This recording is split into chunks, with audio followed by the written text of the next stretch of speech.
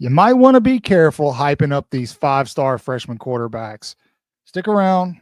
This is Way Offsides. Good morning, good afternoon, good evening, whatever the case may be. Welcome to Cotton Time at Way Offsides, brought to you by the WOSN. That's the Way Offside Sports Network, for those of you who don't appreciate acronyms as much as I do. We're going to talk about something special today. I know, guys, like typically it's Alabama all the time, right?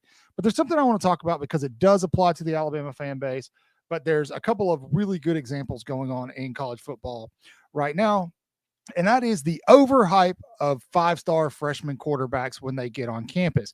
Now, what kind of inspired me to talk about this and make this video was our beloved GOAT, former head coach of the University of Alabama, Nick Saban. Not long ago, a few weeks ago, Nick Saban, I believe he was doing an interview, if I remember correctly, but he was talking about these guys that are not sitting. They're being pushed into playing time way too early. They're not developing, whether it be at the collegiate level or the NFL level. It's happening everywhere, to be honest, as these travel football leagues and these youth football programs develop really strong players. Kids are being expected to play and start at the quarterback position younger and younger. One of the hardest positions in all of sports, especially at the pro level. Not the hardest, one of the hardest. Now, this is great when things work out. A great example for Alabama would be Tua Tagovailoa. Tua came in, even though he was sitting behind Jalen Hurts, he came in that national championship game after the half against Georgia, and he did what we all expected him to do. It was very exciting to watch Tua when he would come in and mop up duty. Alabama was wiping guys off the floor 42-7, and then Tua would come in and do something crazy. That was fun. But it's gotten to where we're so impatient as fans, we're not allowing these kids to sit when they need to. And coaches, especially with NIL and the transfer portal, are now forced to play these kids earlier and earlier. And I caution you as fans to pace yourself in your expectation of these kids. And don't forget that that's what they are. They're kids. Alabama had a 17-year-old playing wide receiver last year. That's a kid, right? We're putting these lofty expectations on certain people. And you guys know as well as I do, being a human being, we're often really good at putting unrealistic expectations on people. When they fail, not only do we disappoint ourselves, but we could do serious damage to that student athlete. So why Bryce Underwood? Why are we talking about him? Well, I'll be honest. I saw a video Greg McElroy did, and Greg, who used to be a Gump, but really no longer is, kind of talked about this a little bit. And this is something that we've talked about in previous shows. So be sure you're going back, taking a look at some of our other content. There's a lot where we reference the idea that coaches are playing guys way too young. They're not being allowed to develop. Some of them aren't being allowed to grow into their bodies where they need to be physically at the D1 college level before they're being forced onto the field. And I think we're starting to see that product pour over into the NFL. And it's kind of, in my opinion, could be wrong, correct me if I'm wrong, leave a comment. It could be ultimately hurting the overall NFL product. Now, Bryce Underwood is a special case because he's a very highly rated quarterback, the number one quarterback out of the 2025 class. Everybody knows his story. The guy was sticking with LSU, and then the last minute, Michigan came swooping in with a bag. We all know it. It's okay. It's NIL. That's the nature of the beast right now for now. And they flipped him at the last minute. Now, all this aside, all the NIL, transfer portal, all of that stuff aside, I want to talk about Bryce Underwood as a kid, as a freshman quarterback. Now, Michigan fans, if you're tuning in, don't be thrown off by the crimson, white, and gray all over the screen. Listen to me. Stick around, because I'm going to give you a piece of advice that we as Alabama fans are very familiar with, that a lot of other schools are very familiar with. Michigan in general is a blue blood. They have a very storied history, the winningest collegiate team of all time in D1 football. But over the years, up until two seasons ago, Michigan, their success rate was pretty down. Right, I think we can all agree with that. Michigan beat Alabama and then won a national championship a couple of years ago. Much respect to that team. That was the Connor Stallions thing aside, that was a crazy football team. and I didn't mind losing to him. But what I want to caution you is your expectations on a 5-star quarterback that's coming in, that's supposed to come in and learn a very complex system, is dangerous. And you could potentially be setting that quarterback up for failure ultimately. We've seen this. Tennessee fans did it with Nico Iamaleava last season, and now look where he is. He went money hunting. You know, they expected him to be the next Tua.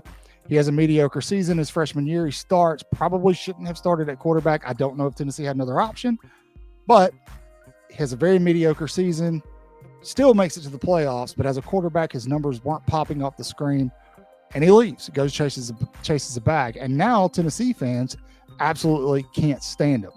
If you look on social media, Tennessee fans are calling him average, blah, blah, blah, this and that. That is just the nature of being a fan. It's, you know, quarterbacks get all the glory when the team's doing good. They get all the hate when the team's doing bad, unless there's a kicker missing kicks.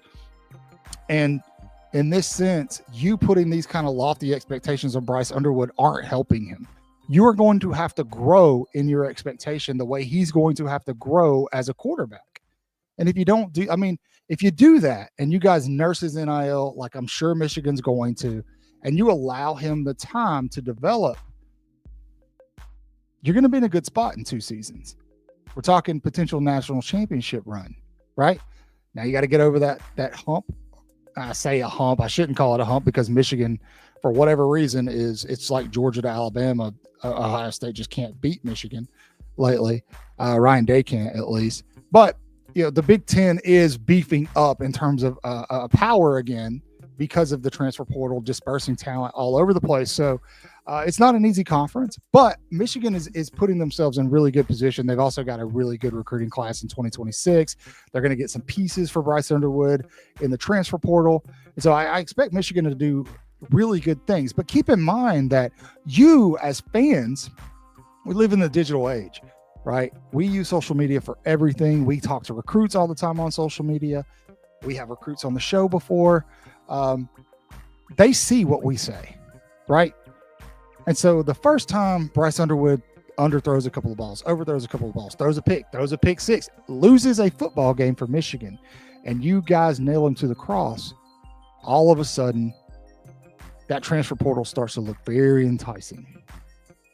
I don't know how much money you got at Michigan, but I'm sure there's somebody out there who's willing to match it or even pay a little bit more.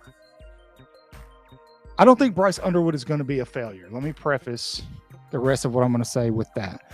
I don't think Bryce Underwood is going to be a failure. I think he's going to be a damn good quarterback. But I think Michigan fans have an unrealistic, lofty expectation for him that he is not going to reach in 2025. And you guys have to be patient with that and understand that moving forward. And that is not just a lesson to Michigan fans. It's a lesson to Alabama fans too. There are a lot of Alabama fans crying and calling for Keelan Russell to start. That's great if the head coach decides it's right for him to start. But Alabama has 2 guys that have more experience and are more primed to take over that leadership role when you're talking about putting a true freshman quarterback up against SEC defenses. What happens the first time he fails and loses you a game? What happens when he loses to LSU and Alabama's knocked out of the playoffs? How are you going to feel then? Who are you going to blame? Are you going to blame Keelan Russell? Are you going to blame Kalen DeBoer? Or are you going to sit back and go, you know, I was the one back in April screaming that they should have started Keelan Russell? Same thing applies to you, Michigan fans. Tennessee fans, you already did the damage. Nico's gone. Can't help it. Don't do it with your next quarterback. So that's all I've got for you. Tell me how you feel. We don't branch out away from Alabama content a lot, but when we do, we love all fan bases. I'd say that begrudgingly. Michigan, I don't mind you guys. Really, my problem lies with our neighbors to the east, down on the plains. Of course, you got those goofballs up north in Knoxville, and then nobody likes the corn dogs over in Baton Rouge. So, Michigan fans, you're all right by me. Keep doing your thing. Leave a comment, leave a reaction to the video. Make sure you are subbing. We need those subs. Send them to us. Give them to me, baby. The more subs, the better. You sub, we create more content. So how it goes, we've got some membership exclusive recruiting content coming. So if you are a member, keep your eyes open for that. If you're not, there's a link in the description on how you can become a member. Once you do that, you will get that exclusive content. It'll come straight to your phone. Yeah, we'll do that for you because we care for it. We care about you. We love you. As always, say your prayers, wash your hands, read your Bibles. Horns down. Beat Auburn and LSU and Tennessee too. Roll Tide, y'all.